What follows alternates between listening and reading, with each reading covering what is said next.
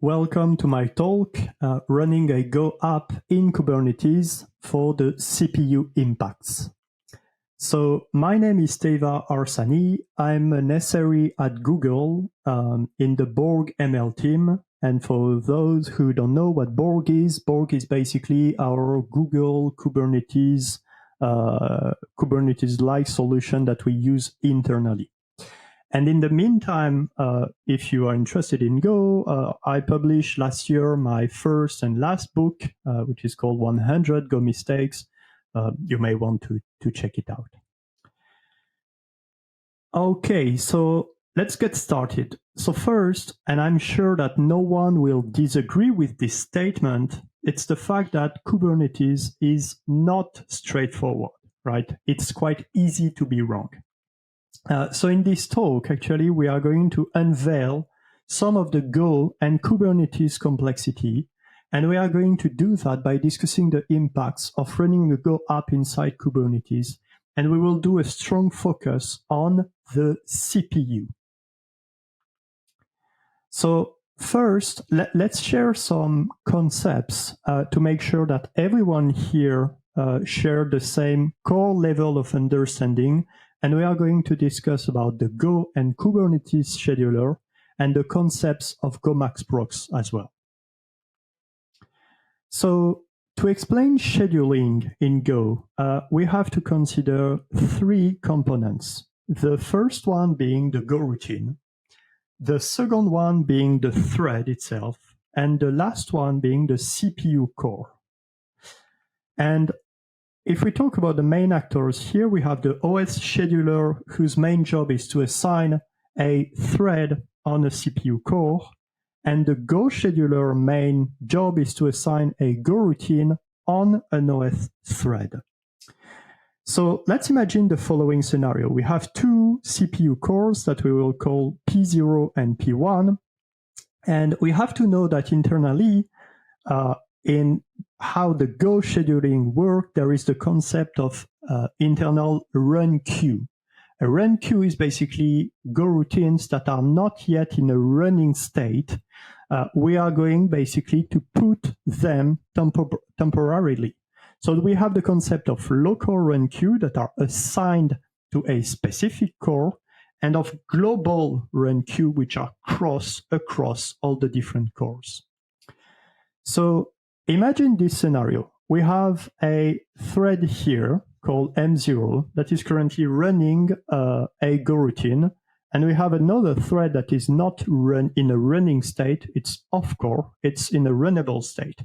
So imagine this thread is actually spinning up a new Go routine. In this case, this Go routine is going to be moved directly to the so-called global run queue. So when the first thread is on core, is in a running state, actually, what will the Go scheduler do when it's being executed? So basically, answering the question like, I'm the Go scheduler, and now I need some job. So to do that, there are multiple steps. The first step, which is only executed 1/61st of the time, which is checking in the global run queue. So in this case, there is a Go routine.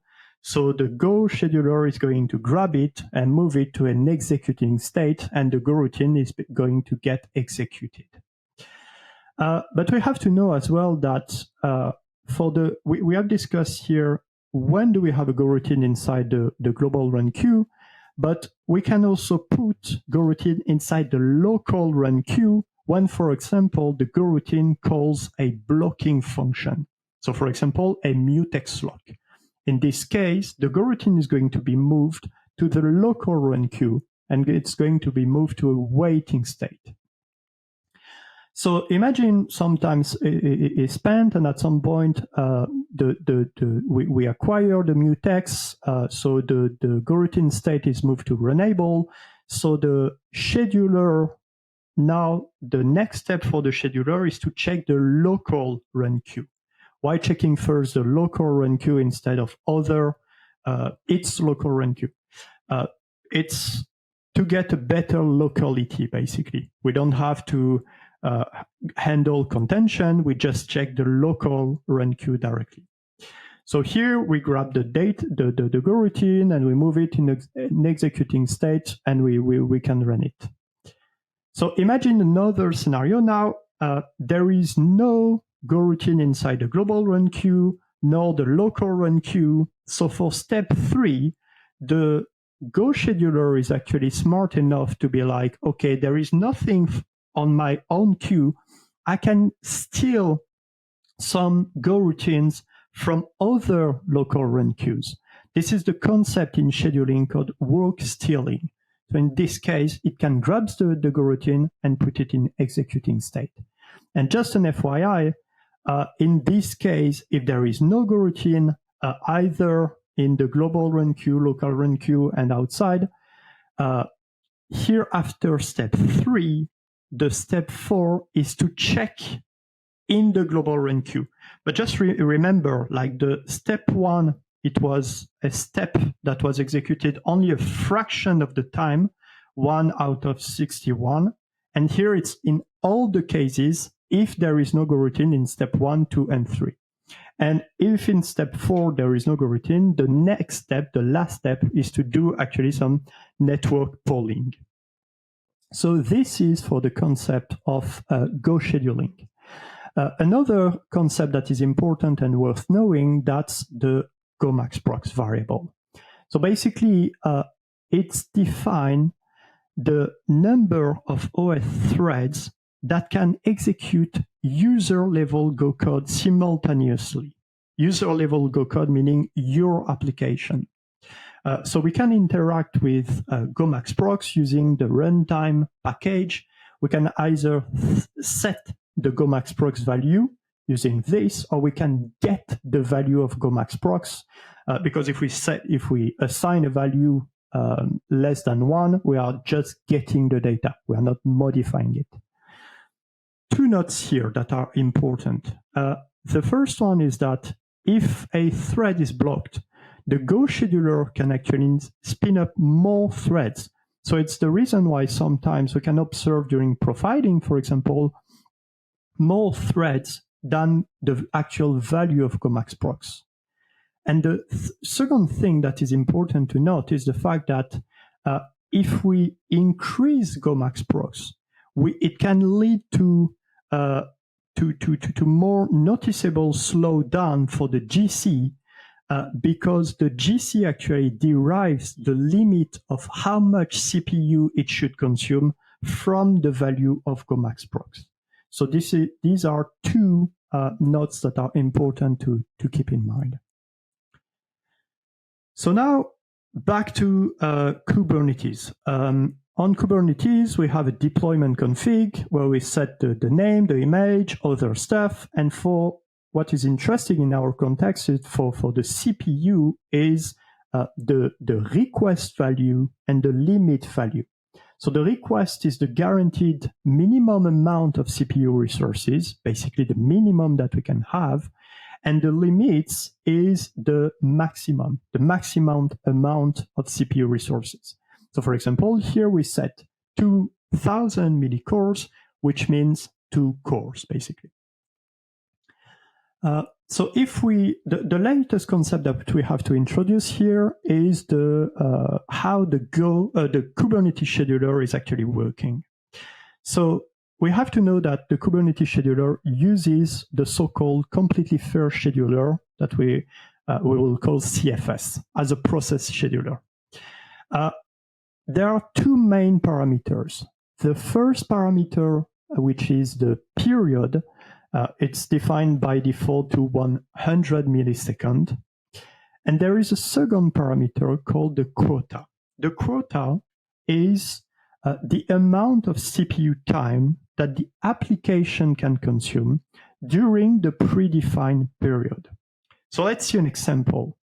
If we set the value of CPU limits to 2000 millicores, for example, which means 2 cores, then in this case, we are going to do 2, so the number of cores, multiplied by 100, which is the period, and it gives us 200 milliseconds. And in this case, it means that each period of 100 milliseconds, the app can consume up to 200 milliseconds of CPU resource. So just to cross-check the concepts, here, what is the value, what is the default value of GoXProc? We have to know that by default, it's equal to the number of CPU cores. But in this situation, imagine we have a Kubernetes cluster that is running our Go app, and the machine itself has 4 cores, but the deployment config says that the limit is set to 1 core. In this very case, then, will GoXProc be equal to 4 or will be equal to 1? Actually, it will be equal to 4. And the reason is that Go isn't CFS aware. And there is an issue that is still open for that. If you want to check the reason, discuss, engage with the community, you can check this link. And just a small note here, if you don't want to think about that, Uber has actually released a library called AutoMaxProc that automatically sets the value of GoXProc to match the Linux container CPU quota. So just an information about that. Okay, so let's discuss an experiment. In this experiment, we will have our Kubernetes cluster, and we will have a single machine that is based on 4 CPU cores. So we will deploy a CPU-bound application here. So just a small note here, CPU-bound means that the execution time is mostly limited by the speed of the CPU, compared to, for example, IO-bound, where the speed is mostly limited by the speed of I/O, like network calls, right? So in this experiment, we are going to have a load tester in front, calling an HTTP endpoint exposed by this application. And on average, let's say that this application takes about 50 milliseconds to reply. We will deploy this application like that using the following deployment config by both setting the CPU and limits to 1 core. And for our benchmark, we will try the 2 different scenarios, either to set GoXProc to 1 to match the limits here, or either to set the value to 4 to match the number of CPU cores. And in your opinion, if you take a little bit of time to think about it, which version, which experiment should be the fastest? I can let just a couple of seconds to let you think about that.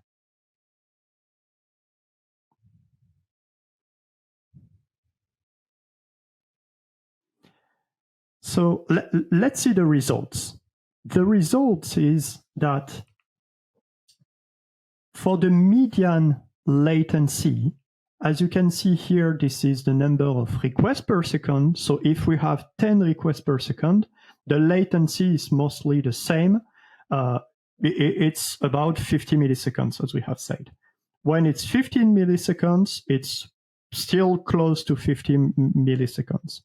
And when we go above a certain threshold, we see a big spike when the value of GoXProc is equal to 4.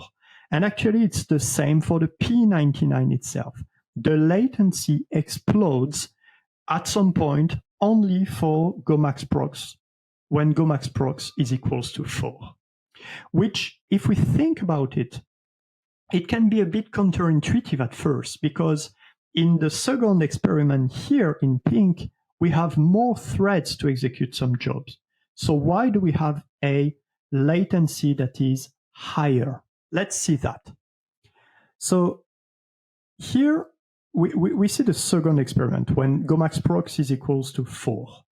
When the number of requests per second is below 20, so when we reached about 50 milliseconds of latency, right?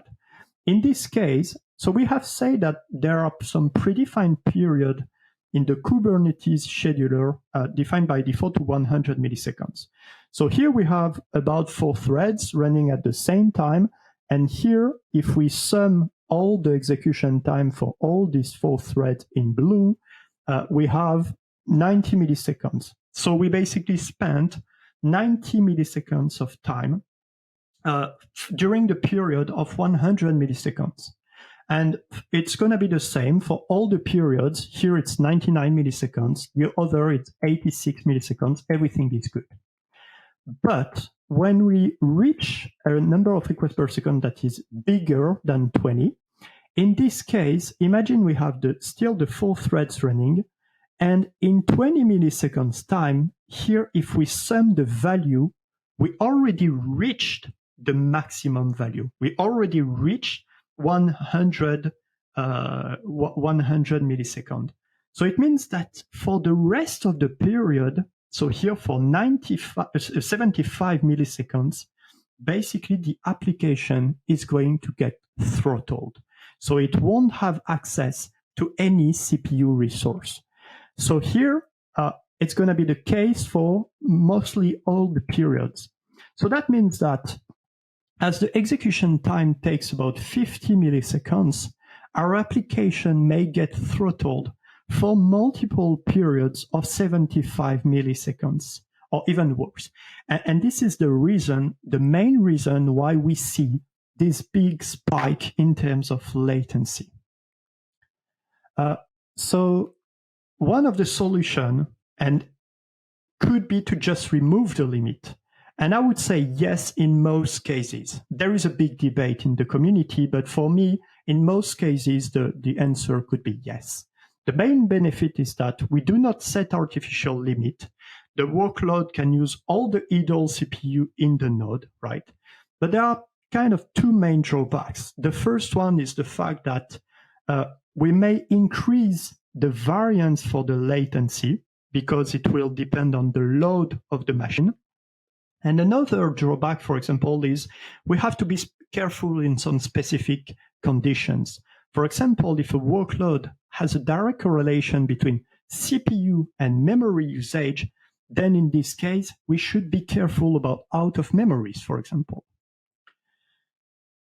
So 2 more slides here. The first one is, what do we do at Google? At Google, we do set CPU limits, but there is a main difference here. It's the fact that it's not set manually. Actually, the CPU limit is recalculated each time that a job is rescheduled onto a different machine. That is the main difference, actually. There is not something that is set manually. And also GoXProc is also set automatically depending on the CPU limit. The value of GoXProc isn't directly the CPU limit. It's slightly different, but the formula includes the CPU limit. So as a conclusion, what can we say? So first, we have to recall that Go isn't CFS aware. Right? And again, if we do not want to set ourselves the value of GoXProc, we could use this library called AutoMaxProc from Uber. Because in general, and it's probably a best practice in most cases, it's the fact that GoXProc should reflect the available compute parallelism that we get for the application.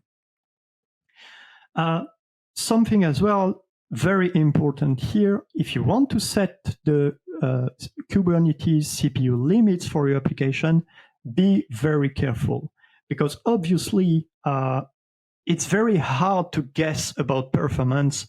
And if you want to do it, make sure that you can benchmark it. If latency is very important, make sure to always benchmark because it's always very hard to guess about what could be the best config, right?